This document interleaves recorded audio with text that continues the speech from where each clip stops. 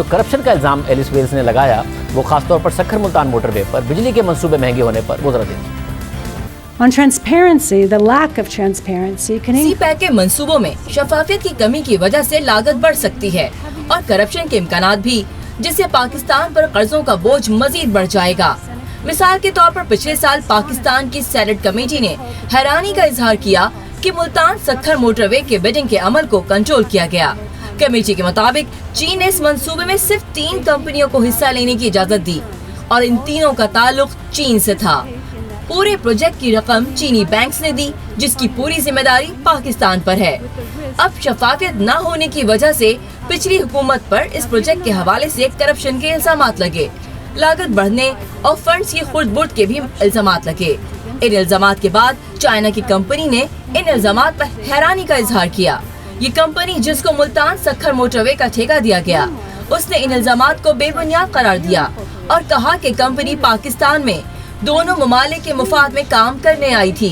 मगर ये बात अहम है कि 2009 में चाइना की इसी कंपनी पर वर्ल्ड बैंक के किसी भी प्रोजेक्ट में काम करने पर 6 साल की पाबंदी लगा दी गई थी, क्योंकि वर्ल्ड बैंक ने इस कंपनी पर बिडिंग के अमल में करप्शन का इल्जाम लगाया था।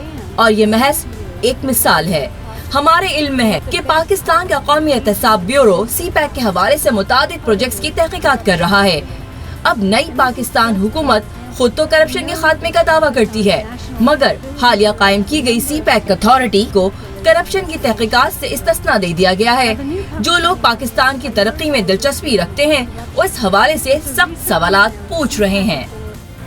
साबिक अमरीकी सफीर ये बातें कर रही थी। सक्खर मुल्तान मोटरवे पर ये इल्ज़ाम भी हुकूमत में आने के बाद खुद हुकूमती वज़रा ने लगाए थे। देखिए हुकूमती वज़ीर मुराद सईद ने क्या इल्ज़ाम लगाया था। वो भी चंद अरब का नहीं बल्कि 50 अरब रुपए की करप्शन का, वो भी महज एक प्रोजेक्ट में, वो भी एक बार नहीं बार बार इल्ज़ाम लगाया। जो प्रोजेक्ट मैं आपके सामने रखना चाहता हूँ वो है मुल्तान सक्खर जो मोटरवे है, उस प्रोजेक्ट की तफसीलात। जो किरदार है वो है एक एहसन इकबाल, जावेद सादिक। हमारे कायद ने कहा था कि ये बड़े प्रोजेक्ट इसलिए शुरू करते कि इसमें बड़े पैमाने पे इनको कमीशन मिलता है। तो एक प्रोजेक्ट जिसमें 50 अरब से ज्यादा का नुकसान पहुंचा है, सवाल ये बनता है कि ये पैसा नवाज शरीफ ने खाया, ये पैसा एहसन इकबाल ने खाया या किसके अकाउंट्स में गया।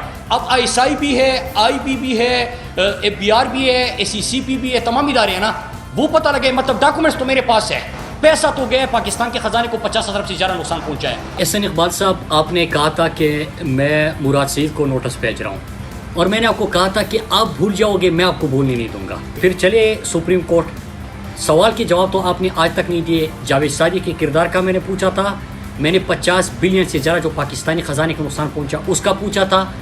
50 अरब रुपए का ये इल्ज़ाम था और इस इल्ज़ाम का क्या हुआ। हमने इस हवाले से नैब के तर्जुमान से पूछा था तो उन्होंने जवाब दिया कि सक्खर मुल्तान मोटरवे के हवाले से तो नैब मुल्तान में कोई केस ही नहीं है, इल्ज़ाम साबित नहीं हुए। मगर इन इल्ज़ामात से चीन नाराज़ हो गया और नून लीग के रहनुमा मुशाहिद हुसैन सैयद ने बताया कि तहरीक इंसाफ के वज़रा के बयानात की वजह से आर्मी चीफ को चीन जाकर उन्हें मनाना पड़ा। लेकिन आप समझते हैं कि मुराद सईद साहब का इल्ज़ाम गलत है? बिल्कुल बेबुनियाद है, वरना नैब ने इतना तिया पांचा किया है पिछली हुकूमत के कायदीन का कि हर चीज़ चेक करने की कोशिश की है। एक धेरे की, एक पैसे की कोई रिश्वत या करप्शन सीपैक प्रोजेक्ट पर नहीं हुई। चीनी हुकूमत के खौफ से या उसको जो तकद्दुस हासिल है दोनों ममालिक के ताल्लुकात को, उसकी वजह से नो, कोई सियासत में आपको पता है ये लिहाज नहीं करते कोई लोग, वो इतने बयान देते हैं। अगर उन्होंने धरना किया जब चाइनीज़ वजीर सदर ने आना था और धरना नहीं रोका चाइनीज़ वजीर सदर को वेलकम करने के लिए, तो ये कोई सियासत में कोई लिहाज नहीं होता। तो पिछली हुकूमत में एक बुनियादी फ़र्क था मौजूदा से, उन्होंने एक पॉलिटिकल ओनरशिप दी सीपैक को कि सीपैक पाकिस्तान के रोशन मुस्तकबिल का ज़ामिन है, सीपैक को आगे लेके चलेंगे और कोई आए बाएं शाए नहीं था। हाँ, गलतियां ज़रूर हुई कि छुपा के रखा या खुफिया रखा, लेकिन इन्होंने तो पहले ही बयान आ गया कि जी इस सीपैक को रोक दें। एक वज़ीर ने यह भी कह दिया, कुछ ने बेबुनियाद इल्ज़ामात लगा दिए और फिर जनरल बाजवा को जाना पड़ा चाइना और फिर उन्होंने रफा दफा किया, मामला डैमेज कंट्रोल किया और अब इन्होंने आके नहीं, फिर मामला खराब हुए, फिर इनको जाना पड़ा, फिर रफा दफा किया। तो अब ये ना जो सीपैक को ये समझते नहीं कि सीपैक सिर्फ सीपैक प्रोजेक्ट नहीं है, पाकिस्तान चीन के स्ट्रेटेजिक ताल्लुकात का एक सतून है, एक महवर है।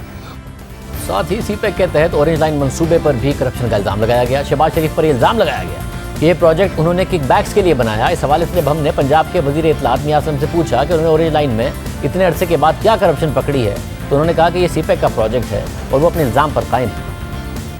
13 माह हो गए हैं आपको कि क्या आप लोगों ने जो ऑडिट किए हैं, क्या करप्शन पकड़ी है आपने इतने बड़े बड़े प्रोजेक्ट्स जो किए थे शहबाज शरीफ ने? मैं कुछ बात किसी हद तक कर देता हूँ ताकि मामला जो है ना, अभी क्योंकि सी पैक के मामले में, ये सी पैक का हिस्सा है, ये भी आपके और मेरे जहन में होना चाहिए कि ये ट्रेन का जो प्रोजेक्ट है ये सी पैक का हिस्सा है।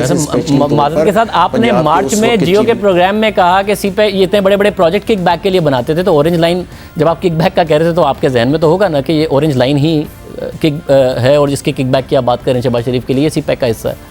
जी सर, मैं अभी भी इस पे नहीं कह रहा, मैं बिल्कुल कह रहा हूँ किकबैक इसमें बहुत ज़्यादा हुई होंगी, होती हैं। मगर शहबाज शरीफ साहब ने आप ये कह रहे हैं कि किकबैक के लिए अगर किया है तो इस पे फिर समझा जाए कि वो जितना भी ये सीपैक के प्रोजेक्ट में भी वो करप्शन के हवाले से था और आपसे वो करप्शन करते थे, प्रोजेक्ट भी बना देते थे, आप लोग करप्शन भी नहीं कर रहे हैं और प्रोजेक्ट भी नहीं बना पा रहे हैं। सर गुजारिश ये है, प्रोजेक्ट कंप्लीट हो ले, अभी पाइपलाइन में है, 2% रह गया है, ये 2% कंप्लीट हो ले, इसको ऑडिट भी होगा, फोरेंसिक ऑडिट भी होगा, सारा कुछ होगा। अब ऑरेंज लाइन मंसूबे को शुरू हुए 1 साल हो गया है, मगर आज तक कोई इल्ज़ाम ना साबित किया गया, ना ही कोई तहकीकात मुकम्मल की गई, ना ही ऑडिट किया गया, ना ही उसकी तफसीलात हम के सामने रखी गई।